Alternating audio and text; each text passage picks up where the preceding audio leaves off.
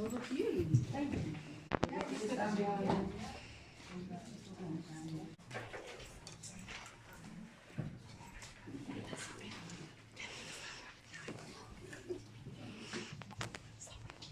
Hamlet have invited me to talk about my platform, A Different Human Design. I hope that I can introduce you all to something that you find is valuable for the future. So, what is A Different Human Design? A Different Human Design is a solution. It addresses a mainstream knowledge void when it comes to how we experience our individual reality. Why we feel the way we do, why we respond, why we behave, why we even think the way that we do. It uses an approach that's actually interesting to look at, it's enjoyable to engage with, and it's easygoing and fun, but with the serious aim of empowering every single person. So it offers the opportunity to explore, enable self-discovery, and promote self-awareness. It provides a platform for the diverse minds of our population because the systems that are currently in place, health, social, education, have got great areas where they're lacking, and that's despite the real best efforts of some. And finally, the A Different Human Design platform is also completely free to access. So it's a big belief of mine and the people behind me with this platform that cost shouldn't be a barrier to this kind of knowledge when it's so relevant to us all. So it's absolutely free. Around 1 in 20 people have sensory processing issues. So that's many of you in here or who you know who are close to you having trouble with certain environments, with certain textures, smells, noises, maybe even right now being distracted by certain things or irritated by certain things, or maybe not even realising it. We also have got stats that suggest that 1 in 7 fall under the neurodiverse category, which includes dyslexia, dyspraxia, ADHD, autism, Tourette's, all those kind of diverse things that might affect the way that you think and the way that you process your surroundings. And if you're thinking that's not you, you're not one of those 1 in 7, the same statistics also suggest that 50% of these people don't even know that they're neurodiverse. How can you know that your experience is different to another if you never share it? How can you ever know if you've never explored the way that you process something or the way that you experience something?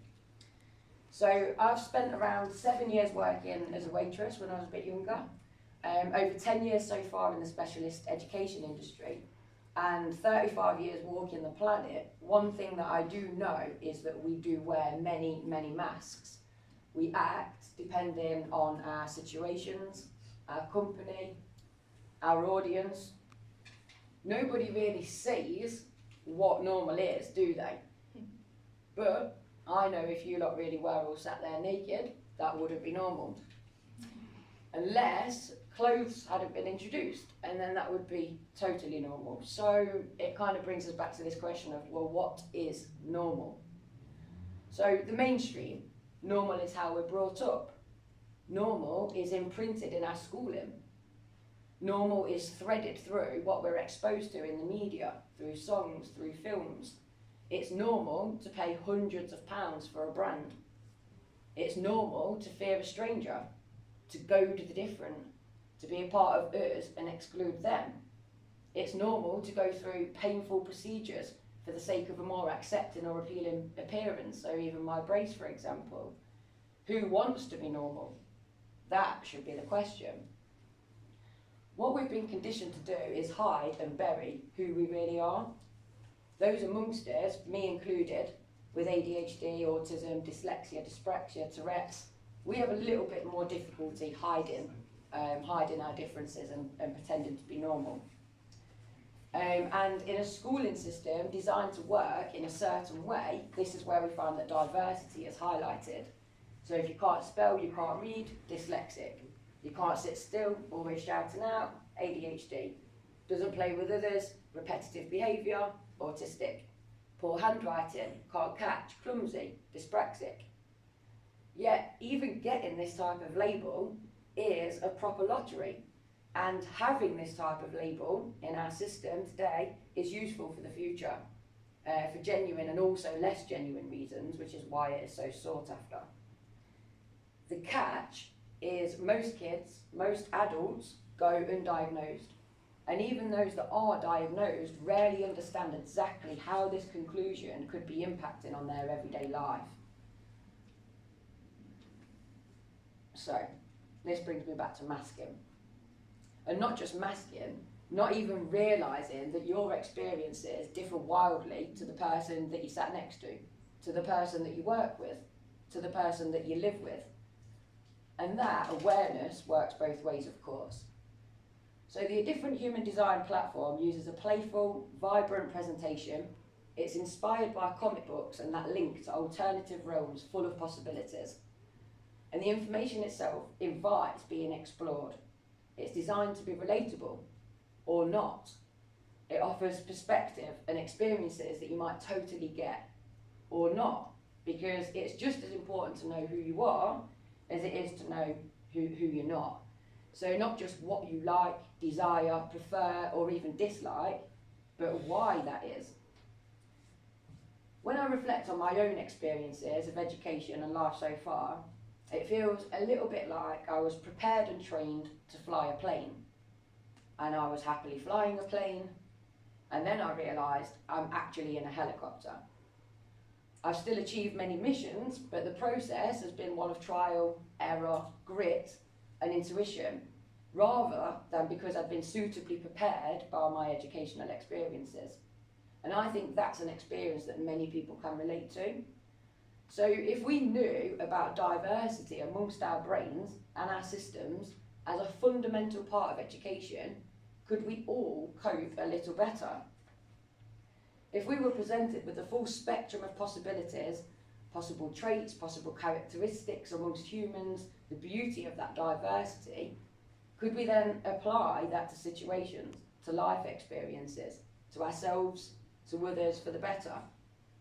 Given this knowledge, we might relate to some parts and not others. But if we recognise that these differences and variations do actually exist, then we naturally become a bit more aware, more tolerant, and accepting. So ADHD people are more likely to suffer with poor mental health, have health issues in general, problems managing finances, difficulties in relationships, keeping jobs, maintaining day-to-day tasks from hoovering to showering. They're more likely to have addictions, to become criminalised. They're more likely to be in prison, be homeless, and to die young. Now, this is all known. We acknowledge that these differences exist.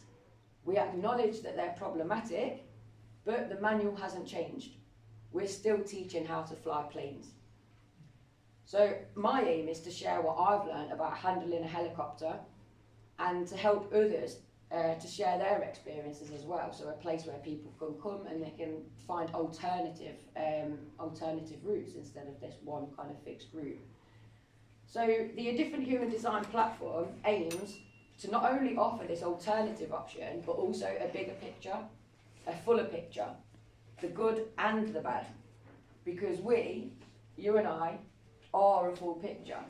Whatever the brain system it is that we're operating from, whether we show it all or not, it's all there, it's all inside of us. Now, if we don't acknowledge a part of us exists, maybe we don't like it or something, does it just go away? So for example, I don't like my quick temper, I'll just pretend I haven't got one. I don't like my late night eating habit, I'll pretend it's not a problem. I hate that I get so anxious before I'm going out. What issue? Does that approach work? We know it doesn't. You can't ignore something out of existence. We have to be aware. We have to be conscious of it, face it, as painful as that might feel. And there's the flip reverse too. You must like and love things about yourself. And the trouble with labels such as ADHD is you already feel like a failure in so many ways. Why do I always lose everything? Why am I always late? Why can't I keep up with the everyday tasks that everybody else seems to find so natural? And the name itself is a problem. Attention deficit hyperactivity disorder, characterised by being overly impulsive, hyperactive and inattentive. and the list of traits are all negative. Those receiving this diagnosis are only given this list of negative traits. They might be offered a form of therapy, and if they're lucky, it's actually helpful in some way. But in many cases, medication is the common route that is offered. An individual with ADHD most often already has damaged self-esteem, so no amount of pill popping is going to help that, not long term anyway. What I found working with neurodiverse individuals, being around them, my family, my friends, and being one myself, there is this abundance of other shared qualities, things like wit and humour, creative flair, a connection to music, nature, animals, an out-of-the-box way of thinking, contagious energy, and a different human design seeks to highlight all of these things. Because they're important factors, a fuller picture of the labels that we so readily use already. So the idea for the actual platform began forming toward the end of 2021. I knew how to create the visuals and began experimenting with layout and other options, and the hardest part really was deciding which topic to feature first. So around March of this year, I released the first collection, which was ADHD Explained, and it made sense to begin here since I am ADHD myself and a big advocate, and I quickly followed it up with two more, A Guide to Anxiety and The Basic 5 Senses. All of these are so important to start developing an inner understanding. Self-empowerment happens when you discover all of the elements of what makes you you, and it starts with you. Recognition, responsibility, accountability. Schools aren't teaching any of this. The mainstream is not teaching this. The mainstream isn't even teaching that this stuff is relevant, when in fact this knowledge, this way of knowing ourselves from inside out, that is what should be normal. Awareness, acceptance, understanding of emotions and behaviour, this should be normal. The platform will continue to deliver its progressive message, and it's gathering support because there are many of us out there that are beginning to realise that our society, our ideals, our education system, they're getting outdated, they're contradictory and even suppressive for some types of individual. And overall, what's happening is we're being stripped of our identity. Those of us daring enough or unable to be anything other than themselves are being labelled, and worse, medicated. So this approach isn't about diagnosing, it's about getting to know yourself, those around you, humans in general, and finding ways to manage, support, and ultimately empower yourself.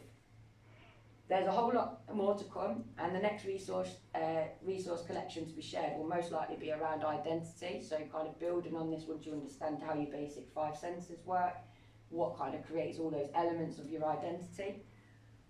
Also coming soon, the launch of the A Different Human Design Spotlight, which will feature inspiring individuals who are out there doing great things for humanity and the world. So today I'll be getting lots of inspiration for those spotlight individuals.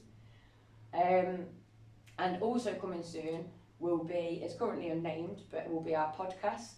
And my lovely assistant down here will be part of building that with me. So building a community, a spirit of solidarity, is really, really important, but so is this visual, on the ground unity, which is just as important as embedding this inner understanding. So what to offer that could allow people to show they were on board, or to allow people to align with our platform. Now, we wanted to encourage individuality still. We wanted to make sure that everyone and anyone who wants to can get involved however they like, through a different human design style. So being aware of the fast fashion crisis and sustainability issues, we decided upon labels. Just kind of stand to the side so you can see these labels that I've got on my t-shirts. Yeah, so we went with labels, embellishments. I've got a few up here, so I'll just hold them up for you. So if you align, you can visibly show it for others to see. You iron on or sew onto whatever you decide, and wear with pride, because every label represents a donation directly to the platform, and it's written here which project the actual donation goes towards. So these initial ones are just towards the growing and the running of the platform. And yes, so you can upcycle clothing, and that's what we're trying to encourage, is for people to kind of have that standout style instead of following a brand. There are a number of other ways that progress can be supported too. These include monthly and one-off donations plus sponsorship of specific projects. So we do collab with other groups and bring together projects that they want to see live. And all of the details about those are on the website. We would love it if you could join us on any of our social media platforms, and if you'd like to be added to the mailing list, I will pass around a sheet for you to add your email address to as well. But I'm open to any questions, but thank you for listening.